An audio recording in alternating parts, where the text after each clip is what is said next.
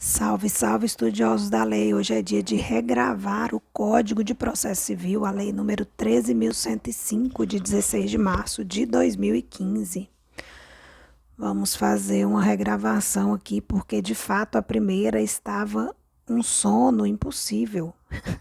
E envergonhar meu novo mentor agora, professor Marcelo Fortuna. Já deixo a dica aí para quem tiver um pouco de dificuldade em processo civil, professor maravilhoso. Então vamos lá, começar na parte geral, no livro 1 das normas processuais civis, título único, das normas fundamentais e da aplicação das normas processuais, capítulo único, das normas fundamentais do processo civil, artigo 1º. O processo civil será ordenado, disciplinado e interpretado conforme os valores e as normas fundamentais estabelecidos na Constituição da República Federativa do Brasil, observando-se as disposições deste Código. Artigo 2º.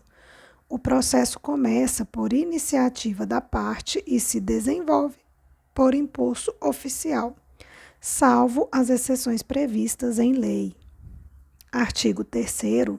Não se excluirá da apreciação jurisdicional ameaça ou lesão a direito.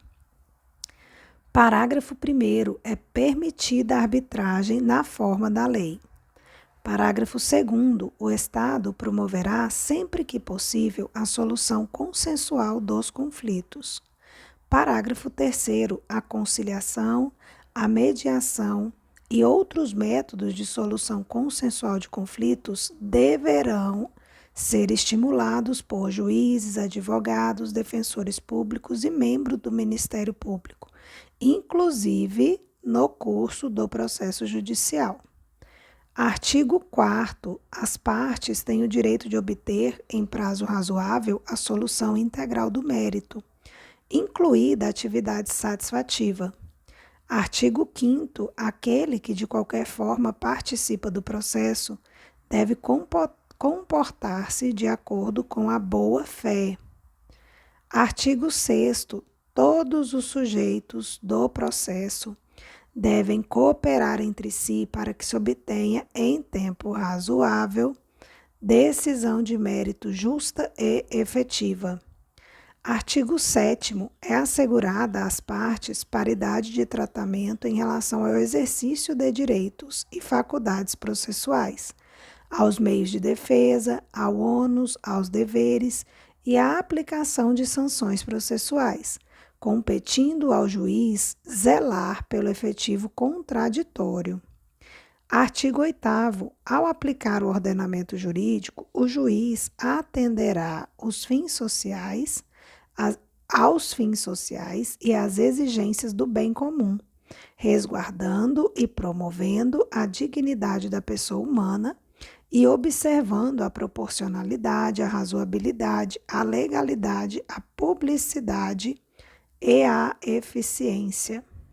Artigo 9º. Não se proferirá decisão contra uma das partes, sem que ela seja previamente ouvida. Parágrafo único. O disposto no caput não se aplica 1. A tutela provisória de urgência. 2. O disposto no caput, que é a decisão sem que a parte seja previamente ouvida, também não se aplica às hipóteses de tutela de evidência previstas no artigo 311, incisos 2 e 3. Vamos lá no 311, ver quais são especificamente. Então, lá na tutela de evidência do 311, prevê o caput. A tutela de evidência será concedida independentemente da demonstração de perigo de dano ou de risco ao resultado útil do processo, quando, inciso 2, as alegações de fato puderem ser comprovadas apenas documentalmente e houver tese firmada em julgamento de caso repetitivo ou em súmula vinculante.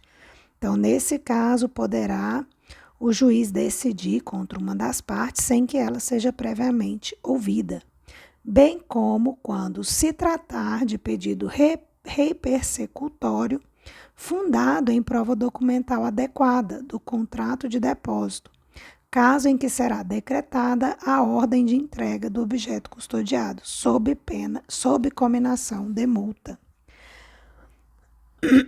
E o inciso 3, não se proferirá decisão contra uma das partes, sem que ela seja previamente ouvida, a decisão prevista no artigo 701.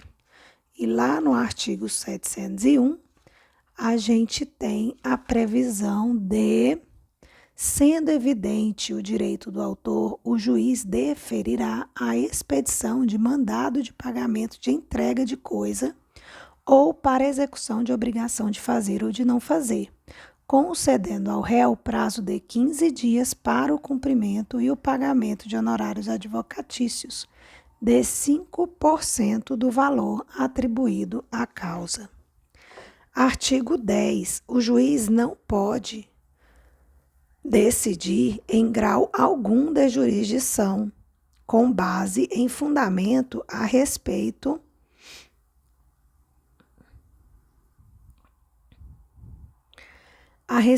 do qual não se tenha dado às partes oportunidade de se manifestar, ainda que se trate de matéria sobre a qual deva decidir de ofício. Artigo 11. Todos os julgamentos dos órgãos do Poder Judiciário serão públicos e fundamentadas todas as decisões sob pena de nulidade. Parágrafo único. Nos casos de segredo de justiça, pode ser autorizada a presença somente das partes, de seus advogados, de defensores públicos ou do Ministério Público. Artigo 12. Os juízes e os tribunais atenderão preferencialmente à ordem cronológica de conclusão para proferir sentença ou acórdão. Parágrafo 1º. A lista de processos aptos a julgamento deverá ser permanentemente à disposição para consulta pública, em cartório e na rede mundial de computadores. Parágrafo 2º. Estão excluídos da regra do caput, que fala do atendimento preferencial à ordem cronológica de conclusão. Então, dessa regra, excluem-se, primeiro, as sentenças proferidas em audiência homologatória de acordo ou de improcedência liminar do pedido.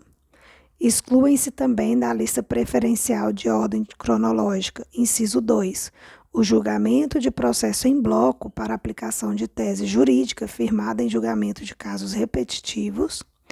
Inciso 3, excluem-se da ordem cronológica o julgamento de recursos repetitivos ou incidente de resolução de demandas repetitivas, que é o denominado IRDR. Inciso 4, excluem-se da ordem cronológica as decisões proferidas com base nos artigos 485, que fala da 485, o juiz não resolverá mérito quando indeferir a petição, o processo ficar parado durante mais de um ano, não. Então, todos os incisos lá no 485 refere-se à finalização do processo sem a resolução do mérito, né? A gente vai chegar lá. E o artigo 932, que também não seguirá a ordem cronológica, fala da ordem dos processos lá nos tribunais, né? Dizendo que incumbe ao relator dirigir e ordenar processo no tribunal, inclusive em relação à produção de provas, apreciar pedido de tutela provisória. Então, das especificidades do relator, só que aí lá no segundo grau. E também não seguirá a ordem preferencial, que é a ordem cronológica, julgamento de embargo de declaração, o julgamento do agravo interno. Inciso 7. As preferências legais e as metas estabelecidas pelo CNJ, Conselho Nacional de Justiça. 8. Não seguirá a ordem cronológica os processos criminais nos órgãos jurisdicionais que tenham competência penal. Inciso 9. A causa que exija urgência no julgamento, assim reconhecida por decisão fundamentada. Parágrafo 3º. Após a elaboração da lista própria, respeitar-se-á a ordem cronológica das conclusões entre as preferências legais. Parágrafo 4º. Após a inclusão do processo na lista de que trata o parágrafo 1º, o requerimento formulado pela parte não altera a ordem cronológica para a decisão, exceto quando implicar a reabertura da instrução ou a conversão do julgamento em diligência.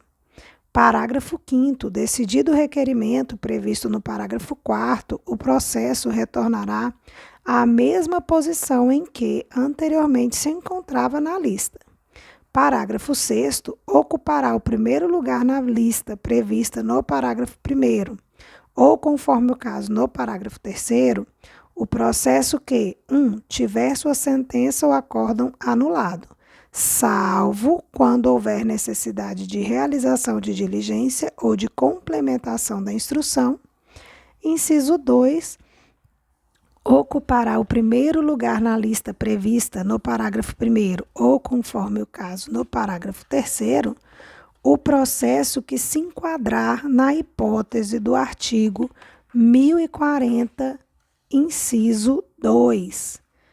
E lá no artigo 1040, inciso 2, estamos falando de publicado o acórdão paradigma, o órgão que proferiu o acórdão recorrido na origem reexaminará o processo de competência originária, a remessa necessária ou o recurso anteriormente julgado, se o acórdão recorrido contrariar a orientação do Tribunal Superior.